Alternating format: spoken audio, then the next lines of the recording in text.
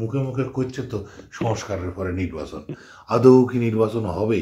এই সমস্ত কথাবার্তার পর কি আর মনে হয় নির্বাচন হচ্ছে? নির্বাচন কবে? সোনার হরিণ কবে?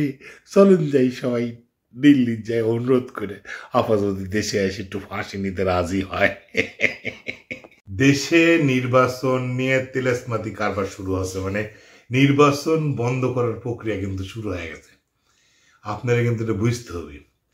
আমাদের যে নতুন নাগরিক পার্টি নামে যে না পার্টির অন্যতম নেতা সারজিস ভাই, উনি কিন্তু বলে দিছেন যে যতক্ষণ পর্যন্ত না এই জুলাই হত্যাকাণ্ডের বিচার না হচ্ছে এবং যতক্ষণ পর্যন্ত না হাসিনার মনে করো যে তোমার ফাঁসি কাস্টে না ঝুলিচ্ছে, ততক্ষণ পর্যন্ত কিন্তু নির্বাচন হবে না। এটা কিন্তু তোমরা স্পষ্ট করে জানি রাখো। কারণ তিনি কিন্তু ইতিপূর্বে আপনারা দেখেছেন যে তিনি কিন্তু বঙ্গবন্ধু করতে হয়তো মুখে ফেনা তুলে ফেলাতেন, একটা ভিডিও কিন্তু ভাইরাল হয়েছিল।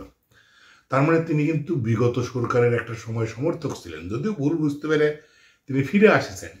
কিন্তু ওইখানে থাকা অবস্থায় তিনি কিন্তু কিছু কিছু জিনিস মাথার মধ্যে নিয়ে রাখেছিলেন, সেইটারই মনে হয় বহিঃপ্রকাশ ঘটলো এই কথার মাধ্যমে। কিভাবে বলি একটু মাইন্ড করেন না, মাইন্ড খায়েন না। মানে যুদ্ধপরাধীর বিচার করবো করে হাসিনা এত বছর থেকে গেল, এখনো বিচার শেষ হয়নি, আরো কিন্তু বিচার প্রক্রিয়া শুরু হয়ে আছে, মানে চলিচ্ছে।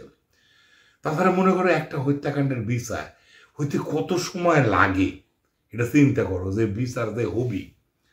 আবার তো কবি ইমতিয়াজ মাহমুদ লিখেছে যে এখন বিএনপির দ্রুত নির্বাচনের স্বার্থে উচিত একটু যা অনুরোধ করা হাসিনা মহোদয় যে আপনি এসে একটু ফাঁসির ঝুলে বললে আমার একটু দেশে নির্বাচন হয়, গণতন্ত্র রক্ষা হয়, সংবিধান রক্ষা হয়, তাছাড়া তো নির্বাচন হচ্ছে না।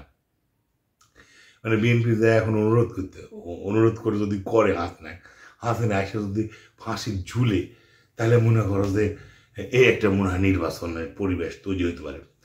ঘটনা হচ্ছে বাপুরে কিলের মানে বোঝো না নির্বাচন দিবি কিনা। 17 বছরে এখন যারা নির্বাচন চাইছে তারা গত 17 বছরে কি করেছে, এখন ছাত্ররা বিজয় লিয়েছে। ছাত্ররা তো এটা কবি যে এই তারা সারে সমর্থিত সরকার নির্বাচন ছাড়া দীর্ঘদিন থাকুক, কারণ দীর্ঘদিন ক্ষমতা থাকার নির্বাচন ছাড়া রাতের ভোট দিনের ভোট বা যেভাবেই থাকুক একটা মজা কিন্তু আছে। বিগত সরকার কিন্তু ঝাঁটা দিয়ে বিদায় না করার আগ পর্যন্ত কিন্তু বিদায় হয়নি, বুঝছো। কেউ কেউ করছে এটা বিপ্লব, আবার কেউ করছে না এটা বিপ্লব না, এটা হচ্ছে গণ অভ্যুত্থান। তাহলে পরে যে সংজ্ঞাই এখনো নির্ধারণ হলো, মানে আমরা নির্বাচন থেকে কিন্তু চলে যাচ্ছি। যাই হোক, নির্বাচনের জন্য তাহলে শেষ পর্যন্ত মানে কি বিএনপি যাবি হাসিনাকে অনুরোধ করলে, না ইন্ডিয়ার থেকে হাসিনাকে লিয়ে আসা যাবি, এরকম কথা শুনবি নি ইন্ডিয়া। ছাত্র সমাজ বুঝে গেছে যে আপনারা 17 বছরে এই সরকারে লড়াইতে পারেননি, আমারও লড়াইতে পারবেন না। আমরা এখন থাকি 41 সাল পর্যন্ত লাগলো নি হাসিনার বিচার করতে, জনগণের তো এতদিনে ফেলাই দিল। এরা এখন ভীষণ কত পর্যন্ত আছে, ভীষণ কদ্দূর পর্যন্ত বাহু মুখে মুখে করছে তো সংস্কারের পরে নির্বাচন। আদৌ কি নির্বাচন হবে? এই সমস্ত কথাবার্তার পর কি আর মনে হয় নির্বাচন হচ্ছে? নির্বাচন কবে? সোনার হরিণ কবে?